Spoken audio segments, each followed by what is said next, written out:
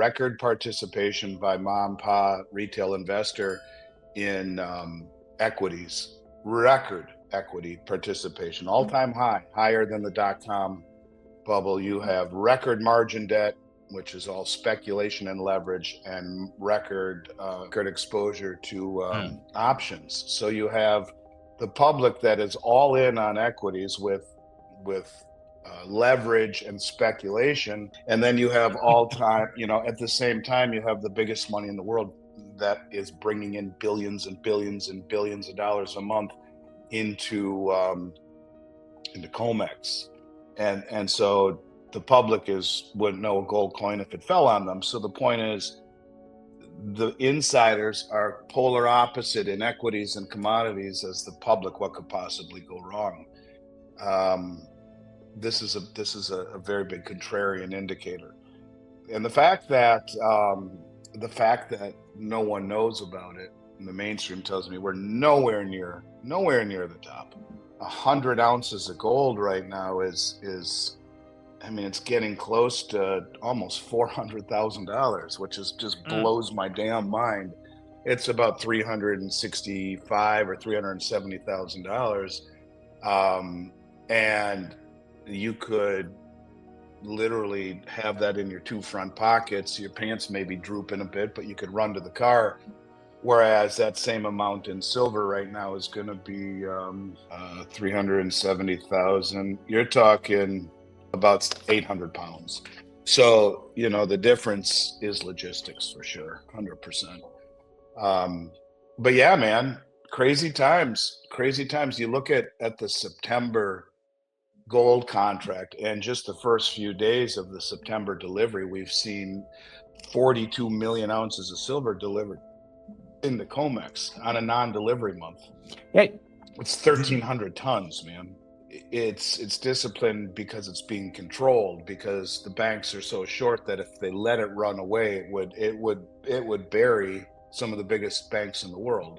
They're doing all they can to mitigate the rise, but I think the moral of the story is that it's becoming more difficult to suppress it in an environment where the biggest money in the world is saying, we're going to stand for delivery. Thank you very much, which is the thing that would frighten these banks more than anything else. You know how they do it? You know how they suppress it? BlackRock is the primary custodian with JP Morgan of SLV. You can naked short SLV. Right now, there is a 54 million ounce short position on SLV. As grotesque and absolutely pathetic as that is, you can naked short an ETF. It's up 19%. It's, not only that, in the prospectus, it even goes on to say that there could come a time where the short positions won't be able to get the silver to cover that. They warn of it, but there are banks that are using SLV to short the price, which drives down the paper price. In other words, GLD and SLV are tools of the cartel to suppress the price of gold and silver. 54 freaking million ounces short. And they're using our money SLV. to do it. They're using our retirement accounts to fund them so that they can short our metals. I mean, when you stop and think about this crazy incestuous relationship going on in these organizations, it's scary. Reads like some bad novel, or like some creature from Jekyll Island or something. All of these manipulations throughout history end poorly, and all of them end because the only way you can successfully manipulate any market over time is to push it in the direction it's going. In other words, to add wind to the sails. But if you try to hold back a global tsunami of demand, you're dead in the water. You're going to get run over. I don't like the premium. The people who run it are good people. I have no problem with the people who run Goldback. I have entertained becoming a distributor of it. It's just not my business model. My biggest concern about the Goldback, number one, the people behind it. I know the owner, Jeremy. He's a solid guy, straightforward, solid guy, no complaint. The idea, solid, super, no complaint.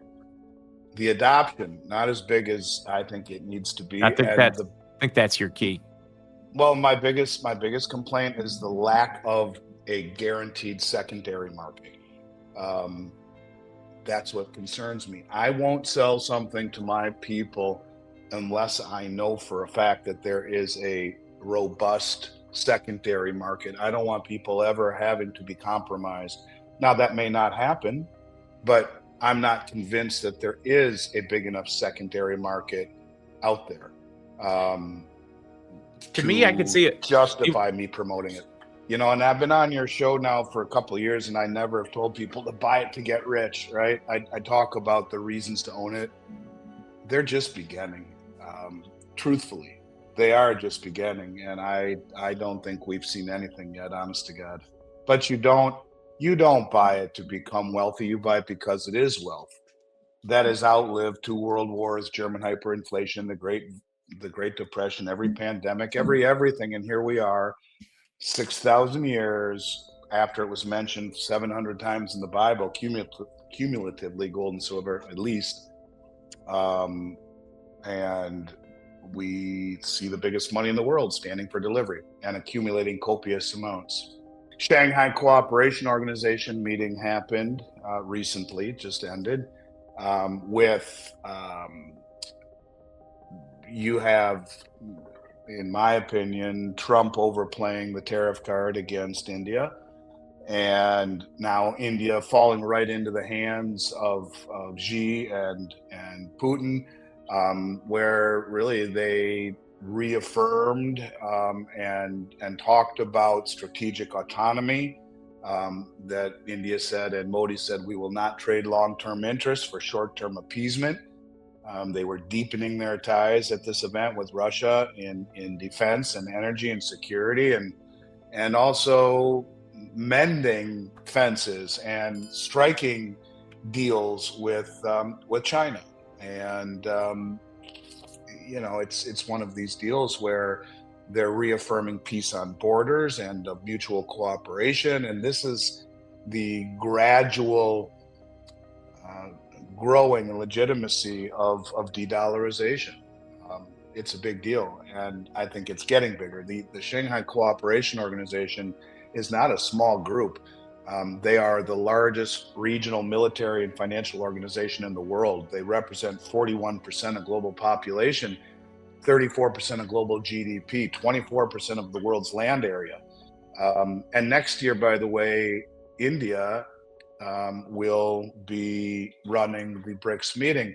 But to me, the whole meeting was about Xi and Modi presenting as partners, not rivals, and they are. And this is something that is accelerating. And when you talk about the bridge technology that has already connected all of the countries in Southeast Asia, which have doubled the population of the United States, 800 million plus people, they're China's largest trading partner in the world right now. And now they are able to trade in seconds instead of using SWIFT at a 98% reduction in fees with a system that is not compatible with SWIFT, or the pound or the euro. So in essence, the West is being shut out. And now they're rolling that technology out to the Belt Road Initiative, 75% of human population. This is just getting started.